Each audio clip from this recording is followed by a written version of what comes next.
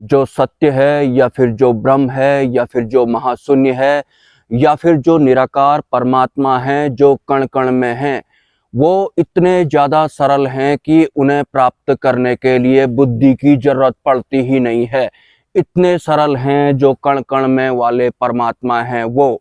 अभी जस्ट मुझे एक व्हाट्सएप आया था कि सत्य मिला क्या आपको? तो मैंने उन्हें रिप्लाई किया कि आप ही सत्य हो। तो उन्होंने बोला कि ये तो काल्पनिक जैसा लग रहा है। काल्पनिक इसलिए लग रहा है क्योंकि सत्य को जानने के लिए या फिर समझने के लिए आपने बुद्धि का इस्तेमाल किया होगा, और वास्तविक सत्य सर्वत्र है, सर्वज्ञ है, वो इतना सरल है कि उसे जानने के लिए बुद्धि का इस्तेमाल करना ही नहीं पड़ता है। सत्य तो आप भी हैं, सत्य सब जगह है। वास्तविक सत्य या फिर हमारे पृथ्वी लोक में या फिर हमारे वाले ब्रह्मांड में या फिर जो 14 अन्य ब्रह्मांड हैं, उन सब में वास्तविक सत्य का संचार निरंतर होते रहता है। अदरवाइज हमारी इस पृथ्वी लोक का या फिर हमारे वाले ब्रह्मांड का या फिर 14 जो अन्य ब्रह्मांड हैं, उनका कोई अस्तित्व ही नहीं रहता है। सत्य सब जगह होता है, उसके बिना किसी का अस्तित्व होता ही नहीं है। लेकिन सत्य ने अपने आप को इतना ज्यादा सरल रखा हुआ है कि बुद्धि का इस्तेमाल करने से हम कहीं और ही पहुंच जाते हैं। मन का इस्तेमाल अगर हम करते हैं तो भी वास्तविक सत्य हमें नहीं मिलता है, या फिर कल्पना जैसा लगता है या फिर इमेजिनेशन जैसा लगता है। लेकिन वास्तविक सत्य या फिर कण कण में संचार जिनका होता है, वो परब्रह्म स्वरूप या फिर परमात्मा स्वरूप, दिव्य ऊर्जा या फिर परम ऊर्जा या फिर महाशून्य, आप उसे बहुत तरह के नामों से जानते होंगे। लेकिन वास्तविक सत्य अनादि है। वास्तविक सत्य के साथ साथ काल, कर्म, माया, जीव और परब्रह्म या फिर वास्तविक सत्य भी अनादि है।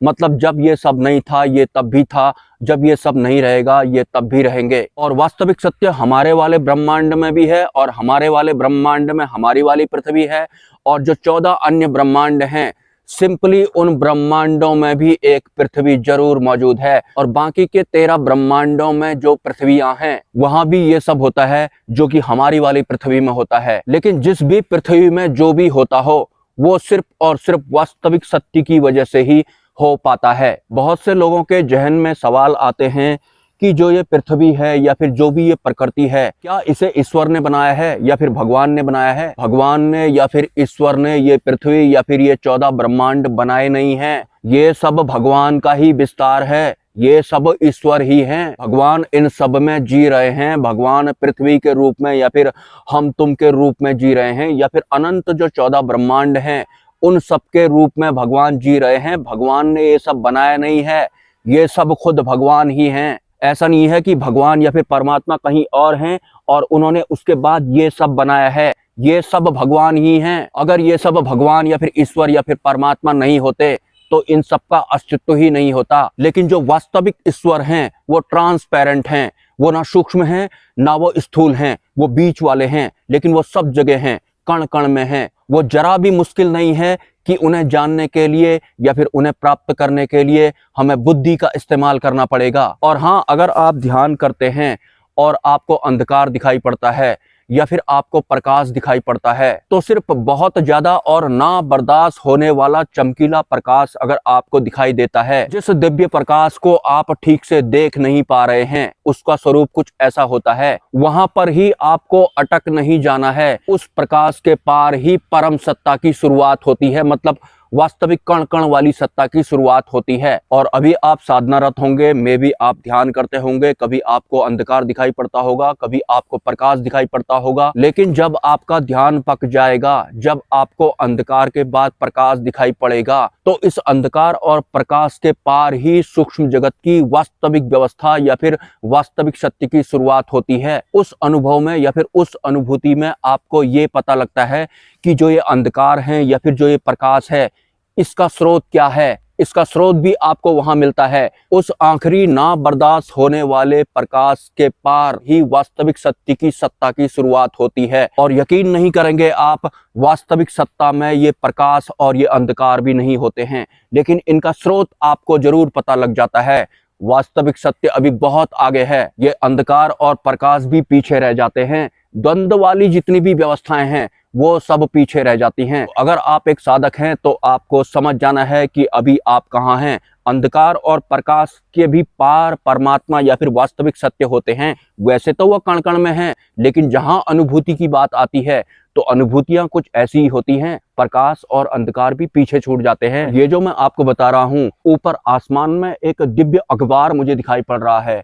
उस अखबार को पढ़ के ही मैं आपको ये सब बता रहा हूँ, लेकिन ये खाली फालतू में नहीं है, ये वास्तविक सत्य है जो एक दिन आपको घटित होगा। लेकिन आपकी आध्यात्मिक जर्नी सही दिशा वाली होनी चाहिए, वास्तविक सत्य वाली होनी चाहिए, सत्पुरुष या फिर अक्षर ब्रह्म या फिर अंतिम गुरु वाली होनी चाहिए, परब्रह्म प्राप्ति या फिर परमात्मा स्वरूप होने वाली होनी चाहिए। अभी हाल फिलहाल हम शायद काफी लंबे समय से इस वाली पृथ्वी लोक में इस वाले जीव के रूप में सरवाइव कर रहे हैं, लेकिन वास्तविक अध्यात्म जहां से शुरू होता है, फिर तो बाकी की जो पृथ्वियां हैं उनका अनुभव भी आपको लेना है। और जिस इंसान या फिर साधक को वास्तविक सत्य की भनक लग जाती है, उसे सुगंध महसूस होने लगती है, या फिर परमात्मा वाली व्यवस्थाएं ही अगर उसे चुन लेती हैं, तो फिर वो काल कर्म और माया की हर एक व्यवस्था को ठुकराता जाता है या फिर इग्नोर करता जाता है। परमात्मा कुछ ऐसे ही होते हैं। परमात्मा या फिर वास्तविक सत्य मतलब ये जो आपको दिखाई दे रहा है, वास्तविक सत्य अगर नहीं होगा, परमात्मा का संचार अगर नहीं होगा, तो ये सब आप देख भी नहीं पाएंगे, और ना मैं बोल पाऊंगा और ना आप सुन पाएंगे। और जिस शक्ति की बात आपने आज तक सुनी है कि शक्ति की वजह से ये संसार गतिमान रहता है, वरना जो चीज जहां पर है वो वहीं पर रुक जाएगी, उस शक्ति का अस्तित्व या फिर उनका जो गतिमान होता है या फिर जो प्रॉपर शक्ति ऊर्जा होती है, उनका अस्तित्व भी वास्तविक सत्य से होता है। वरना शक्ति नाम की कोई भी चीज हमारे इस पृथ्वी लोक में, हमारे वाले इस ब्रह्मांड में या फिर 13 जो अन्य ब्रह्मांड हैं, वहां भी शक्तियां सिर्फ नाम की रह जाती हैं। अभी जितना ज्यादा मैं आपको वास्तविक सत्य के बारे में बताता जाऊंगा, उतना ज्यादा आप वास्तविक सत्य की तरफ खींचे चले जाएंगे। वास्तविक सत्य या फिर सत्य मार्ग पर चलने वाले साधक को इस पृथ्वी लोक या फिर हमारे वाले इस ब्रह्मांड या फिर जो 13 अन्य ब्रह्मांड हैं, उनमें भी कोई इंटरेस्ट नहीं रह जाता है, क्योंकि उन्हें वास्तविक स्रोत पता लग जाता है। वास्तविक सत्य की वजह से ही सबका अस्तित्व होता है, भले ही वो काल कर्म और माया या फिर जीव ही क्यों ना हो। बाकी तो हमने जिस भी तरह की मान्यताएं और धारणाएं बना रखी हैं, वो कहां से आती हैं ये आपको मैं ऑलरेडी बता चुका हूं। और हाँ, हम इंसानों की वास्तविक मुक्ति का मार्ग प्रशस्त करने वाले अंतिम गुरु, जिन्हें कि अक्षर ब्रह्म कहते हैं, उनके बारे में मैं आपको एक जानकारी दे देता हूं या फिर एक तरह का खुलासा मैं कर देता हूं। आज तक आपने जितने भी देवताओं या फिर भगवानों के बारे में सुना है, इन सब की जो महिमा की जाती है, जितना भी गुणगान वगैरह इनका किया जाता है, सभी देवताओं या फिर भगवानों की महिमा अक्षर ब्रह्म तक ही पहुंच पाती है, मतलब अक्षर ब्रह्म में समाहित हो जाती है। मैं महिमा की या फिर भक्तियों की या फिर साधनाओं की बात कर रहा हूं। हम अपने ईश्वर या फिर अपने देवता का जितना भी गुणगान करते हैं, जितनी भी उनकी महिमा गाते हैं, या फिर जिस भी हिसाब से हम साधनाएं करते हैं, ये सभी साधनाएं या फिर ये सभी महिमा जो होती हैं, ये अक्षर ब्रह्म में समाहित होती हैं। मतलब देवताओं की जो महिमा होती है वो परमात्मा तक पहुंचती ही नहीं है, वो अक्षर ब्रह्म में ही समाहित हो जाती है। ऐसे होते हैं अक्षर ब्रह्म के अंदर ब्रह्म या फिर वास्तविक सत्य बह रहे होते हैं। उनके पास एक ऐसी लेजर लाइट होती है, अगर सतमार्ग पर चलने वाले साधक को काल कर्म और माया किसी भी तरह से दंडित करते हैं या फिर कुछ ऐसा करते हैं कि सतमार्गी को परेशानी हो रही है, अक्षर ब्रह्म की जो लेजर लाइट होती है वो काल कर्म और माया को भी फूंक देती है। जो मैं कह रहा हूं वो आपको मान लेना है, नहीं मानेंगे तो काल कर्म और माया और इनकी बहुत सारी सत्ताएं या फिर इनकी बहुत सारी व्यवस्थाएं आपको बहुत कुछ मनवाने के लिए या फिर बहुत कुछ समझाने के लिए अनादिकाल से ही ऑन ड्यूटी में चल रही हैं। और हाँ, एक लाइन में और ऐड करना चाहता हूं, कोई भी साधक या फिर कोई भी इंसान या फिर कोई भी जिज्ञासु या फिर श्रद्धालु या फिर संत महात्मा ही क्यों ना हो, मुझसे इस भौतिक जगत के किसी भी गुरु या फिर संत के बारे में आप ना पूछें, क्योंकि इस भौतिक जगत में किस तरह से प्रॉपर्टी डीलर कोई भी हुलिया बना के कुछ भी करने लगते हैं, आपको इनके बारे में जानने की जरूरत नहीं है।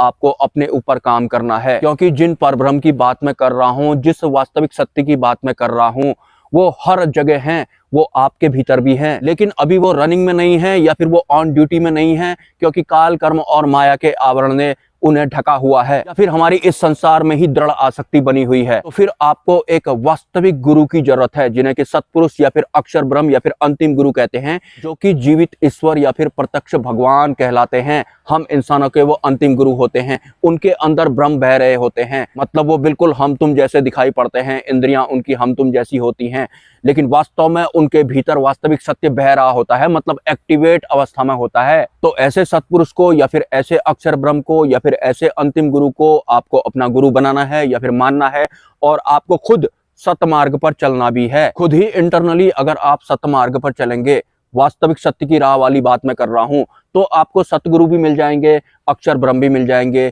पर ब्रह्म की अनुभूति भी आपको हो जाएगी। अंधकार और प्रकाश के पार जो वास्तविक सत्य है, उसका अनुभव भी आपको हो जाएगा। और बहुत सारे जो इंसान होते हैं वो पूर्व जन्म में भी साधक रहे होते हैं, तो उस हिसाब से ही अगले जन्म में उनकी आध्यात्मिक जर्नी की गति होती है। अगर आप पूर्व जन्म में एक कंफ्यूज साधक रहे होंगे, मतलब आप सिद्धि मार्ग वाले भी होंगे और मुक्ति मार्ग वाले भी होंगे, तो इस जन्म में आपको फाइनल डिसीजन लेना है, क्योंकि बहुत सारे साधकों का, जैसा कि आपको पता है कि परिवर्तन का दौर चल रहा है, तो बहुत सारे जो साधक हैं अनादिकाल से उनका ये अंतिम जन्म चल रहा है, मतलब उसके बाद इसी जन्म में उनको मोक्ष घटित होने वाला है, वास्तविक सत्य उनके भीतर बहने वाला है। सपोर्ट आपको निरंतर करना है। नमस्कार।